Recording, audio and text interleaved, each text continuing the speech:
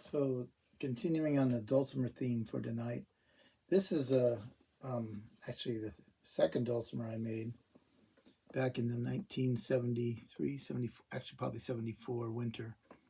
And again, it's the carved head block mahogany, Honduras mahogany, back sides, and um, some of that same 2x4 I used on my first dulcimer, some vertical grain fir for the top.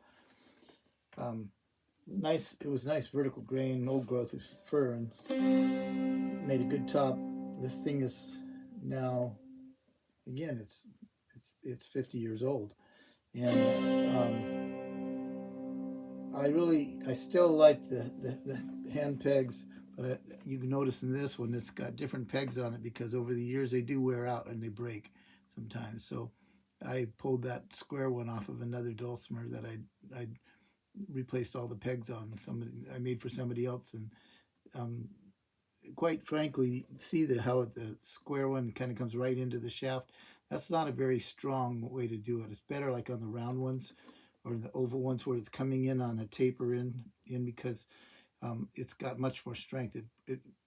The stress on the joint where the square one is not a good idea for pegs. But it was stylized that way, and when I carved the new ones, I made a different design on them. But anyway,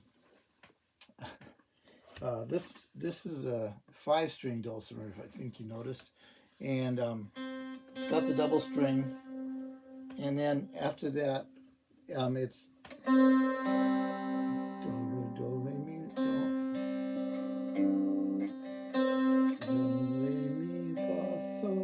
do so do so again. So it's got an extra bass string below. So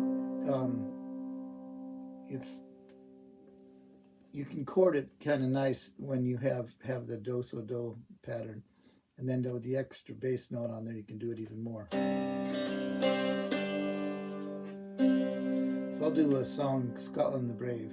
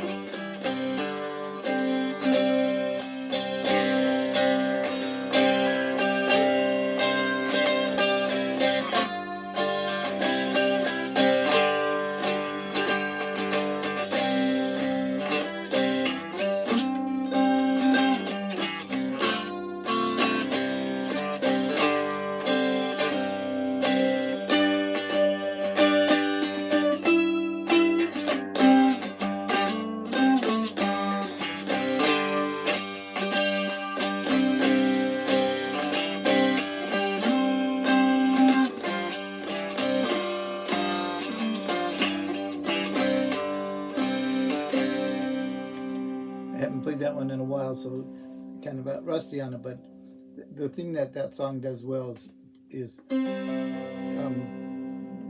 emphasizes the drone strings, which the dulcimer has that drone in it, kind of like bagpipe anyway. So it's kind of a fun tune to do. But anyway, this is a 5-string one. Tone in the do, so pattern. You notice I don't give the names of the strings like C and D. And that's because it doesn't really matter. I mean, as long as you're playing along with whatever instruments you're playing, you tune it to them, or your voice and what you're doing it. Like my daughter sings well in C, so I'm getting the third one down. So quite frankly, I have to play in C, whereas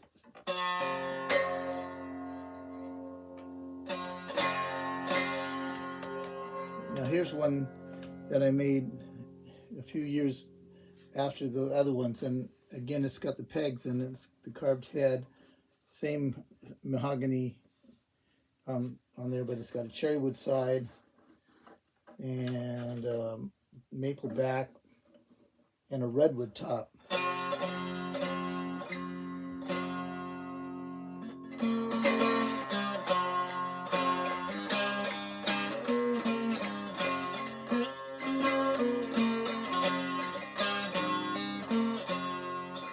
Go tell Aunt Rhody, go tell Aunt Rhody, go tell Aunt Rhody that the old gray goose is dead. Died in the mill pot, died in the mill pot, died in the mill pot, standing on his head.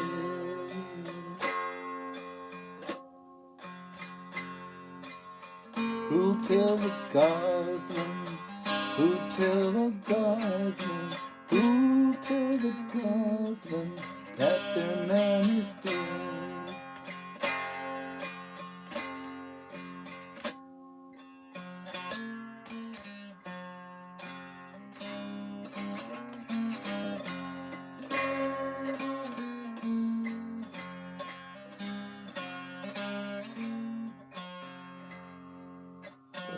So dull.